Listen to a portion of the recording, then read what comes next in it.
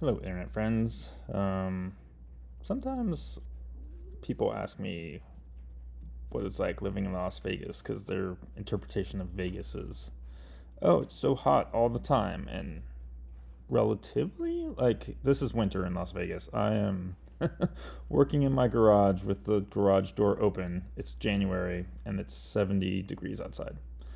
So I guess that's hot, but I would take that any day over uh, being a snowy winter frozen wasteland like Wisconsin or the northern states right now. Um, so yeah, here we are, winter, building in the garage. Apparently, I forgot to add the aileron bracket on the right wing, so I just realized that. So I installed it. It was sitting in a shelf with the other parts that I'd already fabricated like 2 years ago. So another thing I realized that I forgot is there's a service bulletin for this other aileron bracket. It's not in the plans. I don't know why Vans didn't update the plans. They're updated on the 10, but they're not updated on the 14. So I just built according to the plans and then realized that I had extra parts and was like, what do these parts go to? And then looked up the service bulletin, and yep, there's a bracket that goes, or a doubler slash bracket that goes on the backside of this. So now I have to do surgery, which fortunately I've gotten good at. Or good, acceptable. Like I can drill out rivets without walking the drill bit all over, and that's dangerous for when you're dealing with a spar. Like, because yeah, you would have to. Replacing the spar would be not fun. So anyway, yep, I've gotten good at this. The little knockout punch thing is super useful. If you don't have one, you're gonna need one. Go buy one. I'm assuming you're watching this video because you're also building a plane or thinking about building a plane. But the knockout punch that you put in the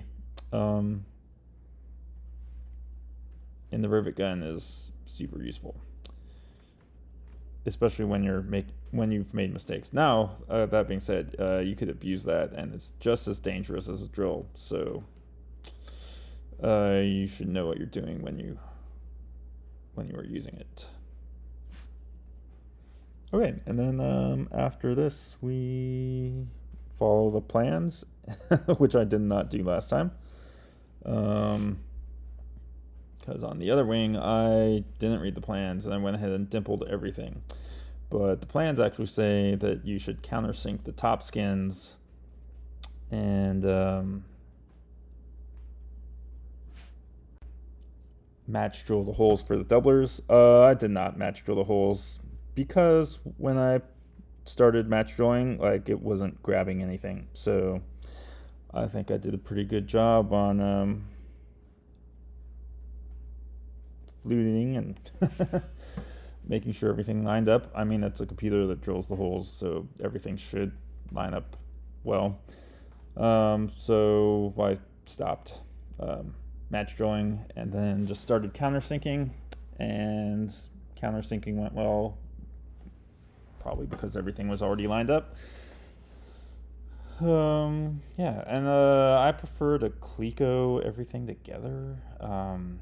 More Clicos is more better. In my opinion, you just want everything in the correct place when you are drilling holes. So there we go.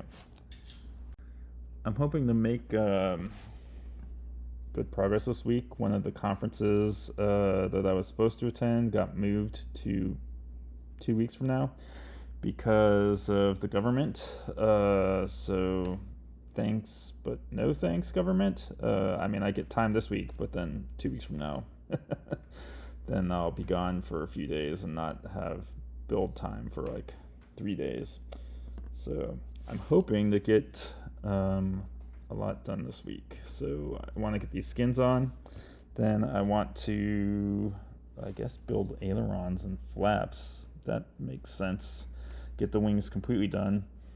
And then work on avionics. Thanks to whoever pointed out that I still need to build ailerons and flaps, because I had completely forgotten about that. I mean, not really forgotten about it, but it wasn't a part of my mental process of thinking, what's next? So there's still lots more metal work to do. And then I need to clean up my garage. Like, I've kind of just put things in places, but I'm going to need a place to put the fuselage, and then there's another 6 or 8 feet of empennage that gets attached.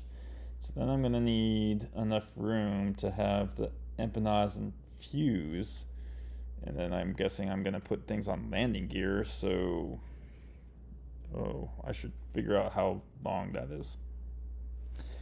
I might have to put one of the cars in the hangar just so I can put the plane together in the garage.